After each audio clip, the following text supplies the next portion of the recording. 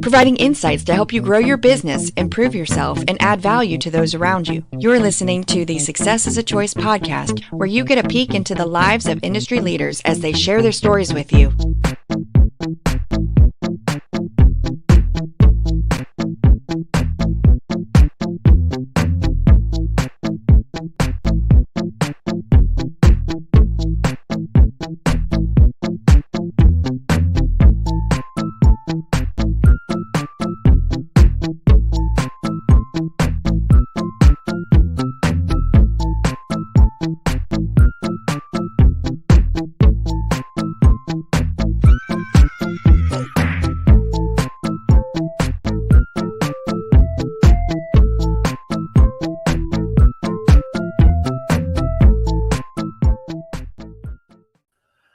Hey, good morning, good afternoon, good night, evening to you, wherever you're at watching this on maybe YouTube, Facebook, LinkedIn, Rumble. Maybe you're listening to it on the Success is a Choice podcast. Welcome to the Success is a Choice show. My name is Jamy Bechler. We've got a real special guest for you today. But before we get into the special guest, if you would, please be so nice to kindly smash that like button or that subscribe button.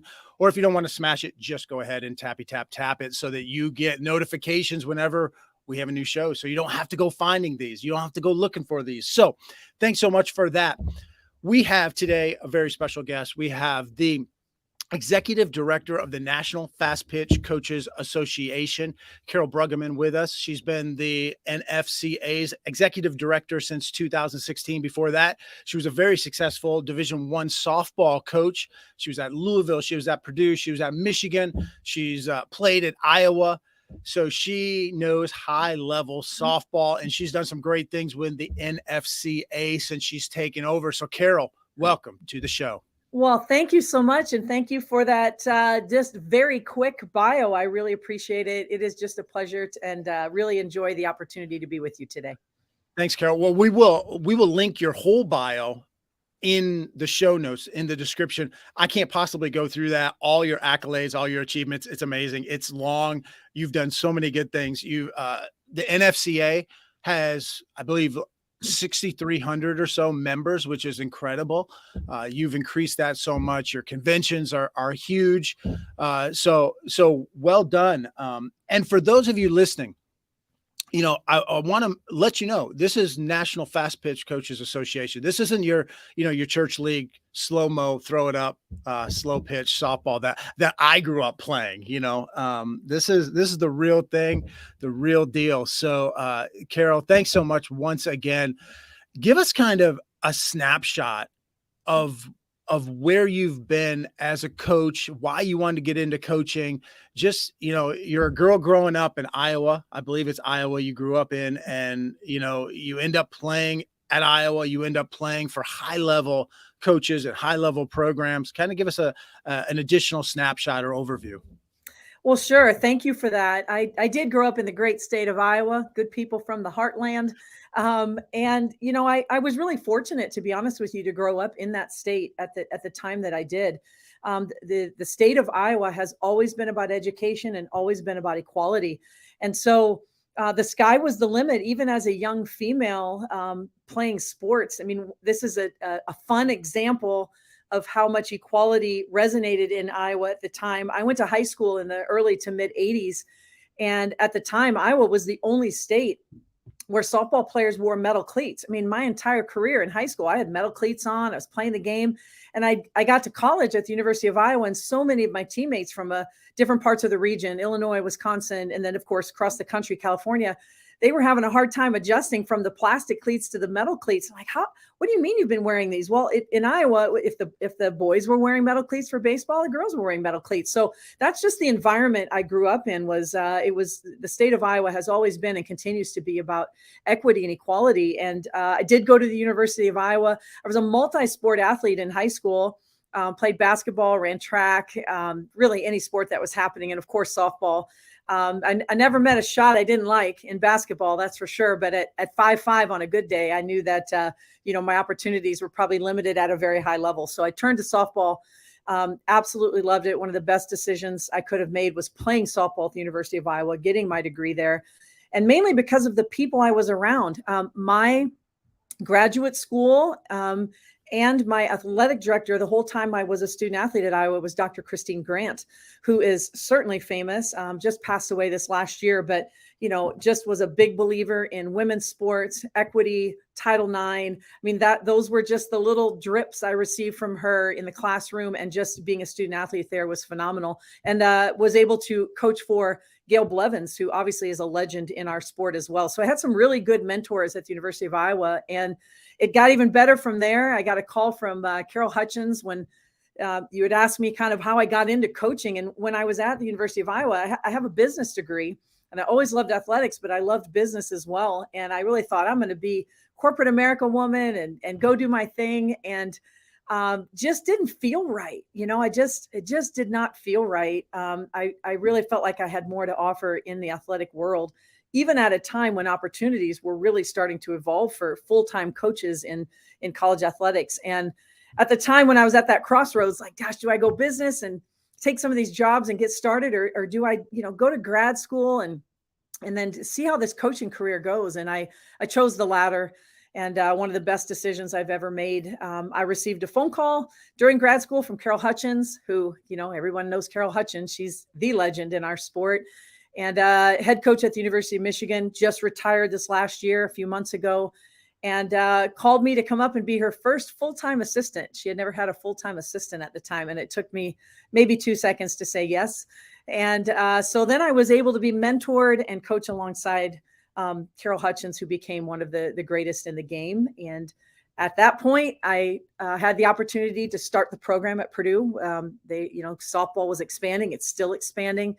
And so I was the head coach there at Purdue for several years, and then came to the University of Louisville, continued my coaching career there, first time out of the Big Ten, actually, and just had a wonderful coaching experience, and felt like I was at that time in my life where I love coaching. I could do it today and be happy as could be. I loved every minute of it, but I just felt like I had more to give and more to offer, and more I wanted to be challenged with. And so in this role now as executive director, it is just a privilege to serve softball coaches of all levels, college, high school, travel ball, and of course represent the student athletes as well. But just, it's been a real privilege and a real pleasure to meet the companies associated with softball, serve the coaches associated with softball, just how much the sport has grown really throughout my entire career. It's been so much fun to watch it explode and be a part of that explosion, and as it continues. So, and then ultimately that led to kind of a side gig I have right now with ESPN and broadcasting. So I've been a part of the ESPN broadcast team during the spring season now for several years, and able to do regionals and super regionals, and just talk about learning a whole new skill with the whole broadcast world. So it's been a wonderful journey.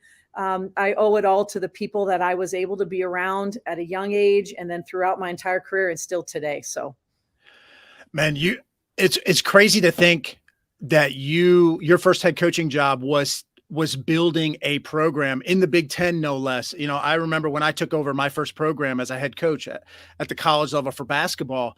It's like marriage. You're never actually ready. You're just maybe more prepared than somebody else, or more prepared than you were 5 years ago. But I can't imagine taking over a program for the first time as a head coach and building a program. Was that, looking back, was that more difficult, or your TV analyst job, having to figure out these different teams and having to know exactly what to say, when to say it? What's more intimidating? I think different kind of challenges for sure. I was 28 years old, Jamie, when I was offered that, to start the program at Purdue. And again, athletics was women's athletics especially was growing, and the softball kept adding programs. And so, today, would that happen? I'm not sure if any of those Power 5 schools would be hiring a 28-year-old to start a program. And it wasn't that long ago, but yes, it certainly was a challenge coming from a program like Michigan, where we had won the Big Ten 2 years in a row. We had gone to the NCAA tournament, just a very high level program, and then starting over and having to sell the dream and the vision.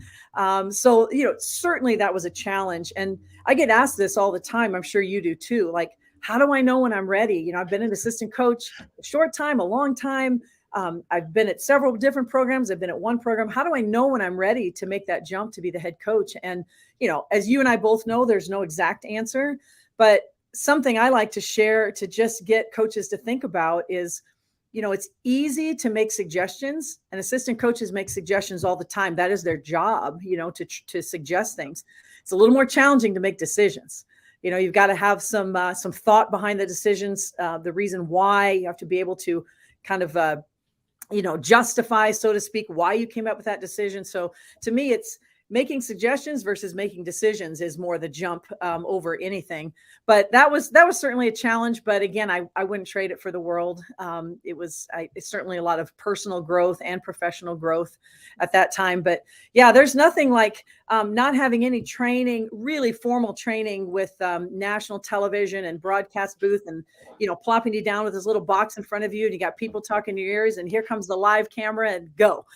There's no feeling quite like it. So different kinds of challenges for both of those situations. But I'm just a big believer. I'm sure we'll get into this a little later, but a big believer in saying yes more than you say no, mainly because it just really expands your world. It gives you an appreciation of what other people do. And you never know what talents you might have or what skill set you might have that may enhance your own career and obviously enhance what else is going on within the sport.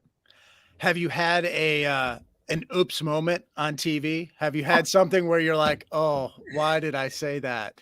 One of my dear friends is Lisa Byington, who is now a broadcaster for the Milwaukee Bucks. She's been a part of the Big Ten Network for many years, Fox. She's done some men's basketball tournaments, Final Four, the road to the Final Four, I should say. And she was one of the first people I ever worked with in this industry. And thank goodness for her, because I asked her so many questions. I know I wore her out, but we're still good friends, so must have been okay.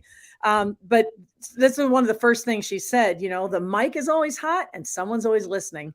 So that's all she needed to say. And so I haven't had any of those oops moments, but certainly where you're trying to get out a word that is on the tip of your tongue and, something else comes out or something doesn't quite flow like it should. I mean, absolutely. When you're talking for over 2 hours, that's bound to happen. So, fortunately nothing like vulgar or anything like that, but yeah, it's a great learning experience in having to do things on the fly and having something you're so passionate about and being able to share that with the viewers out there is awesome. But I have a whole new appreciation of that industry and really what goes on behind the scenes and how many people it does take to pull off, just a high quality broadcast.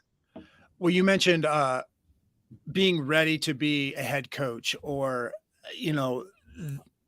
making that transition. When do you know all that kind of stuff?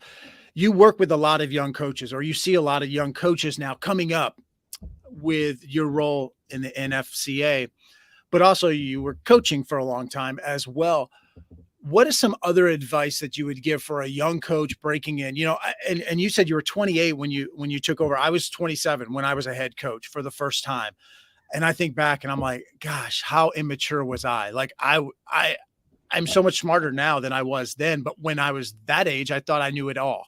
I thought I've arrived. What advice would you give to that person listening to this that thinks they've arrived, or, maybe they've had a lot of success or they think they know it all? What would be some advice? I think the best advice I could give, and I don't know how else to say it than kind of how it is. And I'm thinking more of a collegiate job, but it could be a high school job, club ball job, whatever it might be. But if you're thinking of collegiately or even professionally, but I call it walk down the hallway. I mean, down the hallway of where your main center is or where your office is. If you walk down the hallway and talk to your soccer coaches, talk to your basketball coaches, talk to your swim coaches, it's just amazing what you can learn just by visiting with them for 10 minutes. If you're struggling, you have a discipline issue with a player and you want to go talk to somebody, how would you handle this? Or how have you handled this? Or what are some things I need to think about? Someone that's less emotionally attached than maybe you are. Or, hey, I've got a big recruit coming on campus. Where are some fun places you've taken them? They're really into, a certain type of food or whatever it might be. I feel like I have learned so much just by walking down the hallway at all of the institutions I've been fortunate enough to work in. One of the favorite people I had the pleasure of having I was down the hallway from was the late, great Joe Tiller, who was the head coach at Purdue for many, many years, football, Coach Drew Brees, that whole group. I was there during that time. And he was phenomenal. I learned more from him, just in 10 minutes than I did from anyone else the entire day. He just had such a great insight on life and on coaching and a great perspective. And so that's the first piece of advice I'd have for young coaches is you can learn something from everybody you meet. And the day you feel like you know it all is the day you're in trouble, in my opinion. That's one of the most important things is being a lifelong learner. And yes, you need to learn the strategies of your game. And yes, you need to be an avid reader of, like counseling and psychology and things like that, motivation for sure. But it's, in my opinion, equally, if not more important to really build relationships around you. And because you can learn something from everybody you meet. And that's a great point. And we'll talk a little bit later about your national convention that's coming up in San Antonio, December 7th through the 10th. But and we want everybody listening to this that has a stake in softball, go ahead and pay the money. Go there if you can. But we do pay money to go to these coaching conventions or to get this professional development, but oftentimes we can get some great professional development and some great mini clinics for free. Like you said, just walking down the hallway and talking to that soccer coach, talking to that basketball coach. What do they do on meals? What do they do travel? What do they do when they have this issue with an athlete? So you're absolutely right. And that's something that a lot of us don't do, especially at the college level. We kind of stay with our little islands. Yeah, so important to branch out. And, I feel like, that's one piece of advice I'd have for young coaches too is, we get into coaching and we love coaching, and a lot of people make it a lifelong passion and career. And there is nothing wrong with that. What a Mike Krzyzewski has done, what a Carol Hutchins has done in our sport, the impact they've had on their student athletes, on the game, on their institutions. I mean, it's without question just life-changing for a lot of people. But there's a lot of coaches out there. My bigger concern is the coaches, especially as they get later on in their career, they continue to coach, even though maybe they're a little burned out or they're a little just, looking for something else, but they're not sure what that something else is. And I would encourage young coaches to, again, say yes more than no. Someone asks you, hey, do you want to help, be an administrator and run this gymnastics event or help this volleyball event? Just immersing yourself in that and seeing how people run events, seeing how people talk to other people, seeing all the organization that goes into it. Those sorts of things may lead to something down the road and give coaches more opportunities once they decide maybe they want to move on to something else. But that's just a little piece of advice as well. Just opening your mind and immersing yourselves in things outside of your sport. Again, it can help you as a coach and how to relate to people, but it also can expand your horizon for down the road.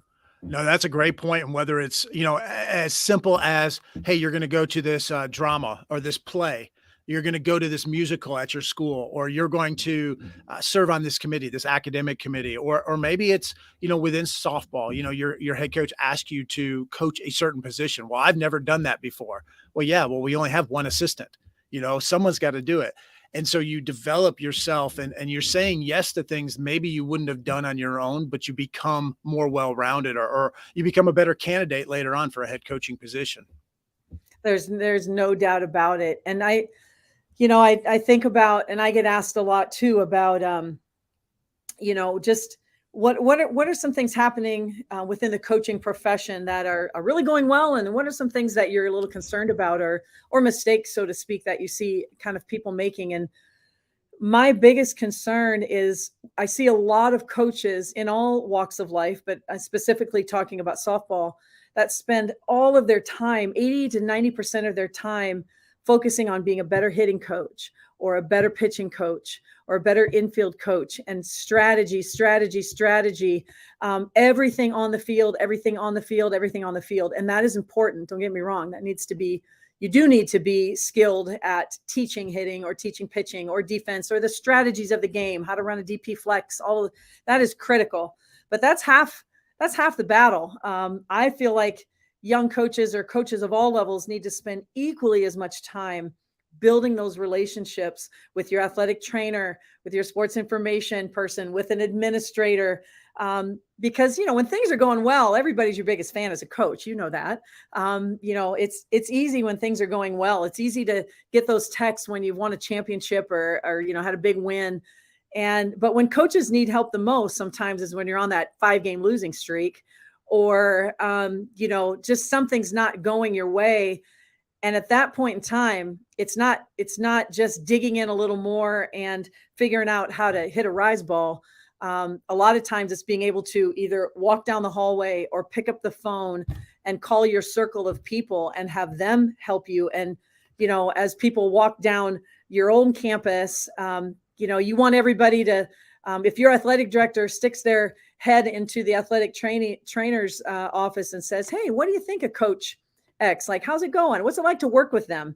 You want that favorable answer, but that takes time to build relationships, and all these little drips of just communication and all of those things along the way. I feel like as a coach in this day and age, those things are equally as important. Your relationship with parents, your relationship with donors, your relationships with administrators, those things are equally as important as knowing how to hit a rise ball or how to pitch a rise ball.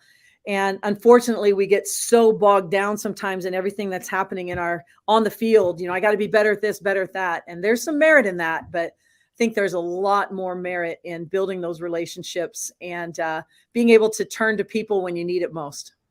No, you're absolutely right. And as a young coach, if we struggled in a game or we struggled with something, my solution was either to make a substitution or to put in a new play, or if we spent 10 minutes on this in practice 2 days ago, well, it didn't work. So we need to spend 15 or 20 minutes. You almost double down. And it's like, well, maybe the problem is, this person doesn't like this person, or this person doesn't trust this person, or they don't trust me, or they just aren't 100% sold on what I'm asking them to do. And a lot of times, we, as coaches, we spend way too many, night hours at Waffle House or IHOP banging our head against the wall. These kids are idiots. These kids are soft. These kids are whatever, fill in the blank. And it's like, yeah, but we didn't really work with them on this stuff. We were just working on our technical skills and X's and O's. And I'm just a big believer in that. And sometimes the best thing you can do is not pick up the balls and not pick up the bats and sit down for 20 minutes and talk about leadership, or sit down for 20 minutes and talk about what are the characteristics of a team that wins championships. Like, what does that look like when you've watched them or you've been a part of it? What does it look like? And get them talking about things like, well, they're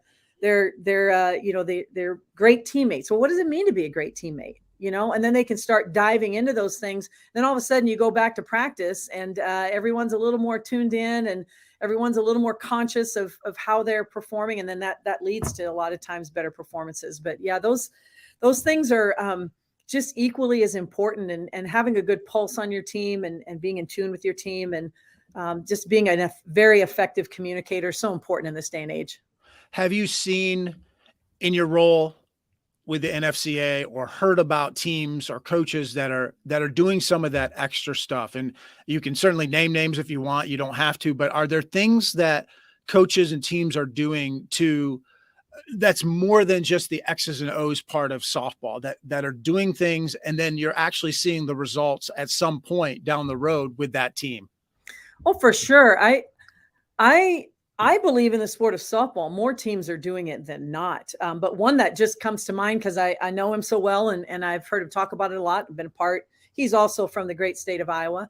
And that's Patrick Murphy, the head coach at the University of Alabama. He, he's a big believer in a lot of the team building things. And one of the things he does that he feels is critical is he'll have a freshman dinner, at his house, a sophomore dinner at his associate head coach's house, a junior dinner, and a senior, and they all have different things that they're talking about. The seniors' focus of the dinner, probably more about leadership and what do you want this team to look like and how's that going to happen and what do we want our social media statements to say and what's our brand, versus the freshmen, which may be, hey, this is what our culture is about. These are some things you can do to immerse yourself in our culture and get those things really build team chemistry. And so now when you're in a game and it's a tight game, you've built that trust in a lot of different ways. But there are so many teams across the country doing that sort of team building activity. And personally, I think it's absolutely critical. Whether it's a meeting with your, some coaches, as believe in captains and having a leadership team. Others are like, no, everybody on the team is going to lead something. We're going to have all leaders, and wherever you fall on that spectrum, it's just important to have a structure, communicate it well, be organized with it. And most importantly, make sure your team buys into it, and you will see that performance on the field because they're going to trust each other a lot more. But I'm also a big believer, you got to practice it. You've got to practice not only off the field with team dinners or team building or all these activities, but, you've got to put them in practice in an adverse setting. Put the pressure on them in practice in a healthy way, positive way, but make them feel that uncomfortable feeling in practice. So they've practiced that, they know who to rely on, they know what's happening. So when it gets tight in a game, they've already practiced that. One quick example, Jamy, is on how to do that is a lot of times in the sport of softball, in practice, you're going to put a 9 out there on defense to play defense, and you're going to have some sort of offensive challenge for the offense if you're doing some live drills, and then they're going to both try to execute whatever that might be. We could talk about 30 different scenarios. Won't go into that. But what happens when you say, okay, Jamy, you're going to left field, Carol, you're going to right, Susie, you're going to center. Everybody jogs on the field or sprints on the field, and they kind of go out to their positions, or they're just kind of milling around, walking around. There's really not a lot of focus. And then here comes the pitch and off they go. So one of the things that we started to do was, all right, every time in practice where we have a different 9 go out, everybody goes to the pitcher circle. And then they have some sort of huddle, and then they break. Now, what does that do? I don't know about you, but when there's 9 women in a small space looking at each other, someone's going to start talking. And what you learn is, oh, okay, this person, Sally feels comfortable talking. I might listen to her, or I feel comfortable saying something. Or if someone talks and no one's listening, you kind of get that vibe too. And the more you practice that every day, the team realizes, all right, when you have adversity and you bring everyone back to the huddle, who's going to talk? Who do we need to listen to? What's the message? What's going to work? So, during the game, when it gets intense, you got a 3-run lead and all of a sudden it's a 1-run lead, you can get them in the circle together, and the team automatically has practiced. Who do I listen to? It's team building. Who's the leader in this moment? Who's not the leader? Who needs to follow? And so you've practiced that on a daily basis. And then it, obviously it's going to help you down the road in a performance situation. That's a great point. And I love the idea of you've got to practice that. You've got to be ready for that. And I think as coaches, we understand to a degree, we understand the X's and O's part. Hey, we've got to practice this skill. We've got to practice this tactical strategy or whatever it is, but we forget how do they handle situations that come up. We know as coaches, 7, 10, 15 things that will happen this year or with our team this month, but we don't always practice those things or get them ready, get their mindset ready so that then we can remind them of that when they see that. The shortstop can remind the first baseman, hey, we just remember when we did this Tuesday, remember when coach did this for right now, or the coach can remind their players. And so, but we don't think about those quote unquote soft skills sometimes, those ways to, that go beyond the hitting, the throwing, the catching. One of the things I know Florida State does, Lonnie Alameda, the head coach there, has won a national championship in 2018. Just year in and year out, they're in the top 25 in the country, year in and year out, vying for regional, super regionals, World Series berths. One of the best coaches in the game, in my opinion. One of the things, talking about soft skills, she had her team do last year, spend a lot of time on, is how they talk to each other on the field. And, she's like, have you ever really thought about that? Like, teams will be in the middle of the game and, your team's on defense and they'll be like, okay, Jamy, you got this. Well, you got what? Like, what does that mean? If I'm the pitcher and you tell me you got this, what does that really mean? Like, so they started to dig into that a little more. Like, if I'm a pitcher, what do I need to hear if I'm behind in the count? If I'm the pitcher, what do I want to hear? Well, maybe it's dig deep, or maybe it's breathe, whatever it might be. So their language to each other on the field, they practice that. And then they'd use that in the games. And it was just much more productive talk versus, softball teams all the time. You want chatter, you want energy, Right. you want talking. Sometimes it's just babble. And so she kind of flipped that on its head and say, okay, great. If we're going to talk, like, let's make sure it's productive talk. And so they had their team kind of talk about choices of little phrases that would help them or that would help them as a group. And they really used that last year and really bought into that. But that's an example how a soft skill, communication, just being a little more intentional with it and practicing it. And she felt like that really helped them in the games when they could look at each other, second baseman, pitcher, or if you're on deck and you're up to bat and it's that moment, they had some real intentional language they were using that would allow the athlete to get in a really good frame of mind in order to perform. Yeah. And I hate even saying soft skills, even though that's what we say, because those are in some ways, those are as hard of a skill as the hitting, the throwing, the catching, because if you don't have some of these, then you're not going to do those other things well. Like, it's hard you can't separate them, that you can't compartmentalize. Well, you're able to handle adversity, or you're able to bounce back from something, or you're able to X, Y, or Z. It goes hand in hand a lot of times. Sure. And we've all, I know I've been a part of this, have had some great talented teams that just never quite performed at the level that they could. And why is that?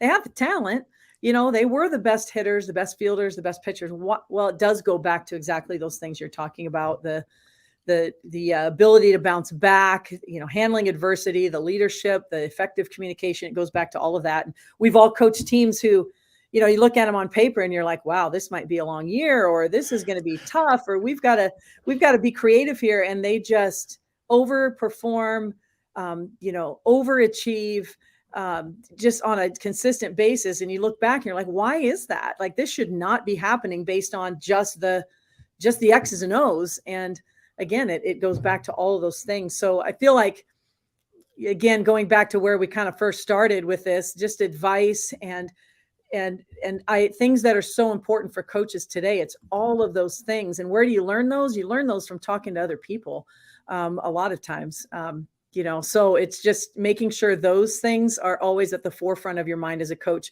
just as much as the X's and O's. Well, and one of the places that young coaches or older coaches, experienced coaches, they can learn some of this stuff is through the NFCA. And not everybody listening to this is probably a member, even though you have over 6,000 members. Not every softball coach in America is a member. But tell us a little bit, almost a sales pitch, but tell us why, if we're not a member already, we should become a member. And then you can also talk about your convention as well that's coming up. Well, you mentioned it, Jamie. Not everybody's a member yet, is how I like to say it. We haven't been around that long. So, we would love to have every softball coach in the country be a part of the NFCA. And the good news is, once someone finds out about us and is a part of us, they stick with us because, we're a very invested organization. And it reminds me a lot of, I'm going back to my roots here a little bit today, which is interesting, but they say in Iowa, there's no strangers, just neighbors you haven't met yet. And I feel like that a little, it's true. I feel like that a little bit with the NFCA, they just haven't met us yet. And, but a big reason to be a part is, first and foremost, everyone who's a part has the same goals and the same vision. They love fast pitch softball. They love fast pitch softball and their coach. We do have affiliate members, companies, umpires, parents. We do have some affiliate members, but the bulk of our members are coaches, and they all love to coach fast pitch softball. So we really are, first and foremost, this network of like-minded people who want to just keep growing the game. And so that's the first reason to just be a part of it. You're always looking for people who, kind of enjoy what you do. And that's what we provide, is this kind of foundation and this base. But we have these pillars, and really the pillars are education. So if you're looking to become a better coach, in terms of drills, in terms of courses, in terms of clinics, any aspect of the game, we have it for you.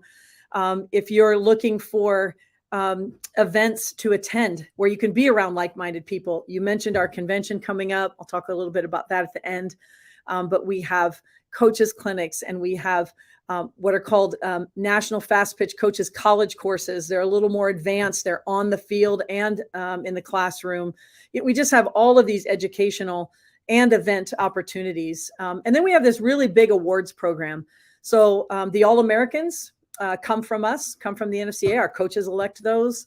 And we have tons of subsidiary awards, whether that's Victory Club milestones for coaches as they reach 100 milestones, all the way up to our Hall of Fame, which we're going to induct 4 new people at our convention into the Hall of Fame. So just a vast, anything and everything softball you can think of, or any way you want to develop yourself and your student athletes around the game. I mean, we're here. And probably the last thing that I think is really important to mention is we are really the change agent of the sport. If we need to change things through the NCAA, NAI, junior college, high school federation with our rules, or if we need to just change the atmosphere of our sport, I mean, we're really the ones that kind of start that. Several years ago, our pitching plate was at 40 feet. That's when I played. And it was still a fun game, but it's nothing like today. And that's because of the foresight of coaches in our organization who said, we need a little more offense, like 2-1 and 1-0. I mean, it's fun for a while, but nobody, even the players and certainly the families, people watching, at some point you need a little more action. So we moved the pitching plate back to 43 feet several years ago and changed the ball from a white ball to a yellow ball. It's a little easier to see. And the rest is history. I mean, you still have the integrity of the game, but now it's 5-4, it's 6-3. It's, it's more fun for everyone involved, more strategy as well. So we really feel like we're the change agent. Probably about 4 years ago, if you remember, softball was unfortunately, it's the only time I would say unfortunately, and softball was leading in the same sentence, but softball was one of the sports leading in terms of 6th, 7th, 8th graders were committing to college. Coaches were making scholarship offers. Players and parents felt this sense of urgency to commit, and nobody liked it, but nobody could stop it. And it was awful. And finally, everyone's coming to us, and we've got to change. And no one thought it could happen because it was really quite challenging. And we were able to rally the troops, the coaches, the parents, the players. I mean, nobody really liked it, and able to change that. And now the earliest contact you can have, besides camps, just teaching at camps and stuff. But the earliest recruiting contact is September 1 of their junior year, which is a little more sanity to the process. So, but we just really take a lot of pride in being the caretakers of the sport and the change agents of the sport. Kind of being the bridge between all of these groups and organizations to make that happen. No, that's great. And that's really how you grow the game. You see some organizations or some sports that are struggling because once again, they're kind of on islands or they have different conflicting agendas. And so I love how you guys have merged a lot of the awards, merged a lot of the organizations. You have tournaments you're running yourself. You're doing all these things, all these educational initiatives. You're having clinics. It's just a great organization. I think you've convinced me. I'm going to look into being an affiliate member. I'm not sure I qualify. It's $60 whole a year. I think you got that. Well, I need to make sure that I'm qualified. I don't know if I fit the criteria. I can. You're qualified. I will get my business manager, AKA my wife, to write a check. We will get that taken care of and become an affiliate member, though I can't make it down to San Antonio. I would love to make it down to the Riverwalk. San Antonio is a great town to have a convention at. If someone hasn't signed up for that, or next year, it's going to be in your backyard of Louisville. So maybe they're thinking the long term, hey, next year I'm going to get it. What do they get when they come to the convention? Why do they need to come to this convention? I say this to people all the time. And if you've ever talked to someone who's been to a convention, it's not only an experience and an event, it's a feeling. And it goes back to, you can't really read about it. You can't really just look at the schedule, or you can't buy the videos after. You can do all of those things, but until you're there and you feel it, it changes you. It's really inspired me over the years to continue to do what I'm doing as well. And as a coach, I always left the convention feeling inspired. And you're just around these, as I mentioned, like-minded, excited people about fast pitch softball. And that's the sole reason you're there, is to listen to speakers, become better as a coach, which is going to help your student athletes. You're there to go to the business meetings. Each division has a caucus or business meeting to talk about issues surrounding, that level of the game. Of course, there's tons of social events and meals and parties and things like that where you can connect and network with all sorts of people, and awards programs and the Hall of Fame. So it's being around all these people who think like you and really just want to continue to grow the game. But you really have to experience it. And it's almost like I've talked to a lot of young assistants, it's the first time they go. We have a rookie orientation right before the opening session that, we kind of give people the lay of the land. Like, here's what to expect. Here's what you should do. Here's what's happening. These are must attend events. And they're a little bit starstruck. And that's what television has done for softball is, they see Carol Hutchins walking down the hall. They see Mike Candrea from Arizona walking down the hall. They see Sue Enquist, who hasn't coached now for several years, but she's at our convention. That they're a little starstruck, and we want to always have that happen as well. And again, television has had a lot to do with that, and I want to thank Meg Aronowitz from ESPN, who's really led that charge for the sport of softball. But it's a feeling, it's an energy, it's an enthusiasm. Probably the most unique thing we do at our convention that a lot of other conventions or sports don't do is we have a very extensive mentoring session, and it's 2 hours, and half of it is, we have mentors come in and they sit 2 per table of about 10 at a round table, and every 30 minutes they switch. So you have the chance within a 2-hour event to meet 6 other mentors and talk about a variety of things. A lot of those mentors and mentees stay in touch long after the convention. That's what it's all about, continuing to share, not just at that event, but throughout their career. But we also, as part of that event, have a pay it forward. And so anyone in the room, especially mentors, they'll donate. And whatever we get that night, we give it right back before the meeting's over. So whoever's at the event, if it's an assistant coach, now they can go to the convention free next year. Or if it's whoever it might be, we pull it out of the hat. They get a free coaches clinic course. So it's really a fun event about sharing, which is what softball's about, sharing and growing, sharing the mentoring and the wisdom and the education, but then sharing the ability to pay it forward and allow younger generations to continue to attend some of these events that they may or may not be able to do on their own.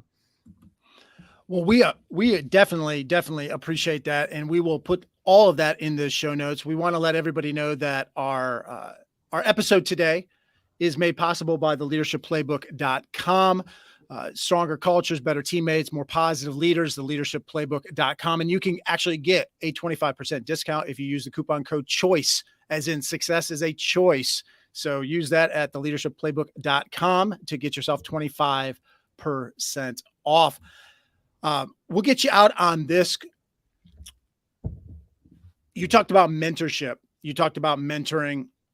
And at the end of the day, when coaches get better, that then helps their student athletes get better. And that's really what we should all be in this for, is to help student athletes, yes, grow the game, but we're growing young athletes into adults or growing a love of the game instilling it in these young athletes.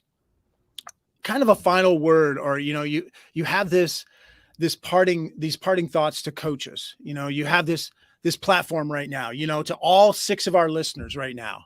They're just dialed in right now. They're driving their car. They're on their treadmill, finishing up their workout. Motivate them, inspire them to be a better coach, to reach the next generation of young adults, to reach the people that they interact with on a daily basis. I think that just 2 things come to mind. The first one may not be as inspirational and motivational, but it's so important, whatever sport you're coaching, and in this case, softball, that we continue to make it accessible, affordable, and available to young girls all over the country, because the more they want to pick up a bat and ball instead of shoot a basketball or hit a volleyball, and there's nothing wrong with those sports, hit a golf ball, the better. We want softball to be a fun, accessible, exciting sport, because you and I both know once somebody gets hooked at a young age, it's a lifelong passion. And that's going to help our association and our sport continue to grow. But I think just motivational and inspirational wise, I mean, there's nobody that has more influence than a coach. There's nobody that has more influence. So words matter, actions matter, details matter, and it doesn't matter just once. It matters every day, all the time. It's just little bits and pieces. You know, how do you change a culture? How do you win? How do you find success? It's literally daily drips, daily choices, daily small things that add up to big things. But just always remembering the title of coach is probably the most important title you'll have. Yeah, that's a great thought. But you had mentioned earlier with Pat Murphy at Alabama, and most people will be like, well, yeah, I could win too if I had all of his players or if I had that talent. But there's other teams that have talent, but he does these other things, and other teams do things as well. But it's more than just the X's and O's. You obviously have to be competent in that, but it's more than the X's and O's if you want to have the culture, if you want to maximize that success and the potential that your team can have. And I feel like, you know, when you're going back to all the coaches we talked about today, and how do you build culture? You're right. You may not see the results on the field right away, but those steady choices, steady decisions, steady planning, all of those things completely matter. And if I walked into the locker room of anywhere in the country, sport, anywhere in the country, city, I should be able to walk in the locker room and ask the players on that team, what are the words coach uses the most when he talks about your team? What does she say on a daily basis that's most important to your program and your culture? How would you define your culture? They should be able to spit that out just very, very quickly. Because if you're doing those daily little things and the message is the same and you're consistent about it, then once your players buy into it, once you hear them start talking to young players at a clinic and they're using that same language, you know you're halfway there, because then everybody's buying in, and eventually it will, with talent, of course, impact the performance and the wins and losses. But it's really, you know, what are the words you use the most? Can your team repeat those? Can they repeat your vision and your goals and your culture? I mean, those things are critical.